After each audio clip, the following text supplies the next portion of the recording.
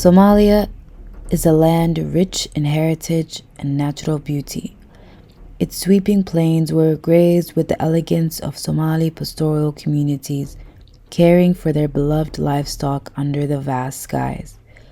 Fertile lands promise rich crops as rivers meander through the earth, fostering life along their banks.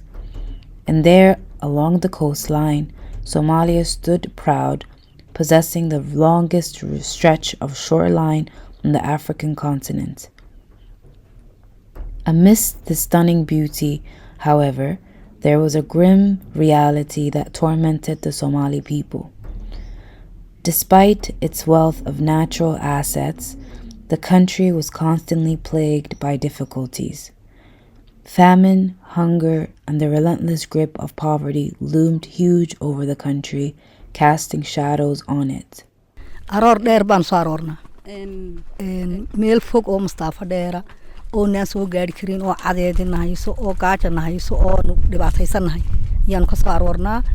aroorkaas 4 kiiloomitir kama yara hadduu ka dheeray dabadeed abaar baan haysataa beerihi way naga been wax siira oo hadduu roobkaasi doo ku siirsano ma haysano wax dadku qoysasku cunaana ma hayaan marka xaaladdu way iska adagtahay alxamdulillah waa lagu jiraa caafimaadka sax dhibaatooyin baanu dareenaa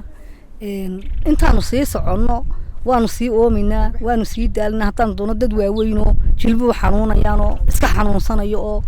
iska waqti ku jira ayaa soo arooraya marka aad baanu u dareenaa waxyaalo badan oo dhiba ma iman karayaan hablaha waa habla yar yar oo foodlaya oo yar yar kureyda kufsanaysa intay soo socdaan oo dhan ayaanu ka baqaynaa inay kureyduba kufsato oo inaga dilaan marka uma aamino hablaha roonroonna magaalooyinka bay galeen amba ha xamaashaan amba weel ha xalaan xagga magaalooyinka u kacaniyo laakiin hablaha yar aad baan u baqnaa. Somali women, as resilient as they are, endured a merciless overload of warfare and natural disasters. Droughts ravaged the land, leaving behind brittle soil and dissolution, while floods driven by the irregular changes of climate change surged through with primitive impulsiveness. In the heart of these struggles, Somali women and girls suffered the heaviest burden. They served as the caretakers of their family, pillars of the strength in the face of tragedy. Their days were filled with toil and misery, and their nights were filled with anxiety about the uncertain future. dhibaato adag oo noo wada sugayso xoolo halka ka soo aroornay cadceedii daal kulbaan sii fadhiisanayno hadii la had maatidii oo na sugaysa oo naanagi ma garanaysa haddaan doono kolkan xooli soo aroorno dib casarkii u soo aroorno oo casarkii dib ugu soo noqonayno oo habli yar naqnaqnaan aanu aamin ilaanahay ma garanaysa oo dib ugu soo aroorayna hadana oo loodi markaan fulino xaafadii geyno dib dabeeri u soo rarayno hadana aanu casar gaaban geeyno hadana aanu castii ma garanaysa caruurta u kala shubayno aan raashinkii ku kararayno marka waxa weeyaan wallahi dhibaatada adag baan haysataa oo maanta daalkii iyo tabcaankii iyo dhibaatadii iyo habliin waa rurinaan magaalo galeen wixii yar kalena aanu kala baqanayno waxbarashadoodana way iska dhigtaan haday doonaan way iska dhigataa in tatal ka raasay xafadooda ay sii liidanayda ma garanaysa ay way dhigan kartaa ta kalana in xafadooda iska sii ma garanaysaana oo dhigatay iyagu ku warwarta dirac baa u yar ma koosan kartaa bade iyagu ku warwarsan noloshoodii ankaasana iyadu badaalan tahay oo inay hada shaqashada waxba baahi uga tar karin aroorka dheer dameerka aan dhax wado ari yar bay jooga oo jiila dhalay waan u shushubaa waxa laga yaabaa hadana bari soo noqdo oo afartii jeerkaan dameerka ku waday dhabarkiisa aan u kala shubo baraar yar yar arigana aan bari soo arooriyo abitaankii afkii caruurtii ayna cabinba darmayd iyo jirmayd toon aan la aqoon badii waxa baraar yar oo ayama jirku maydh misoo cabi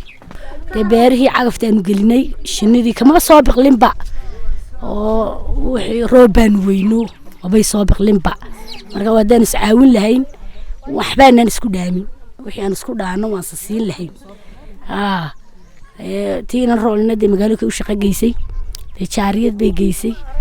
haday doonto jaariyada kuma nabad gelisay inama yar ba haday doonaan ma nabad gelinayaan oo dhib badan bay arkaysaa iyada lafteeda iyadoo reerka u shaqaysa. Despite the darkness, an aspect of confidence appeared. Women banded together, taking power from their connection and history. Grassroots initiatives took root, providing a glimmer of hope in the midst of despair. In the eyes of the Somali woman, a flame of resilience burned unchecked in the face of adversity. Despite the difficulties they faced, they clung to the hope that a better day was on the way.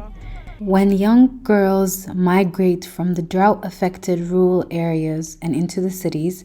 they face various forms of gender-based violence. Khadra, the vice chairperson of the Community Committee of State House IDP, provides instances of violence. kiisaska waxaan la kulmay inaan imika degan xaafadan State House-ka waxay soo shaqo tagtay Hargeysa markii Hargeysa timidday waxay la kulantay nin baad ku guuray anaa ku guursan anaa hawada maxay kadib markay hawshaas inantii la kulantay inantii daniisa markuu ka dhamastay dawuu farxumeeyo uurba yeelatay kadib hawada buu ka qari waa la waayay inantii iyadoonan cidna haysan arqab garanin ehel haysanin bay ku dul nooshay qof bila aadan oo iyaduba nolol maalmeedkii ilaa raxmaankuuna qiyaaso